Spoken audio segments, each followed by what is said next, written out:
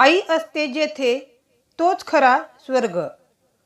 रोहन नावाचा 25 वर्षाचा मुलगा आपल्या आईला वाढदिवसानिमित्त भेटवस्तू देण्यासाठी एका दुकानात भेटवस्तू घेत असतो। त्याला ती वस्तू पोस्टाने आपल्या आईला पाठवायची असते। तो पोस्टात जात असतेवेळी तेथून एक 10 वर्षाची राधा रडत दुसऱ्या दिशेने जात होती। रोहनचे लक्ष राधाकडे गेले। रोहन राधाजवळ गेला व तिला रडण्याचे कारण विचारले।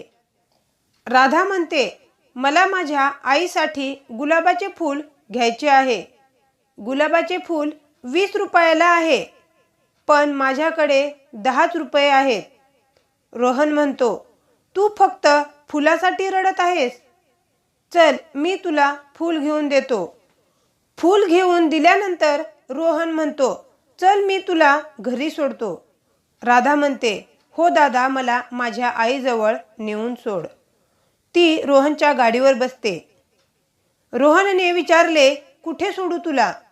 राधा म्हणते, इथून सरळ गेल्यावर डाव्या हाताला स्वर्ग आहे, तेथे मला सोड। ती रस्ता सांगत होती व रोहन त्या दिशेने जात होता।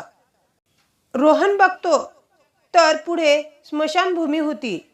रोहन म्हणतो, तू तर म्हणत होतीस स्वर्ग आहे। राधा म्हणते, दादा, जिथे आई तोच स्वर्ग।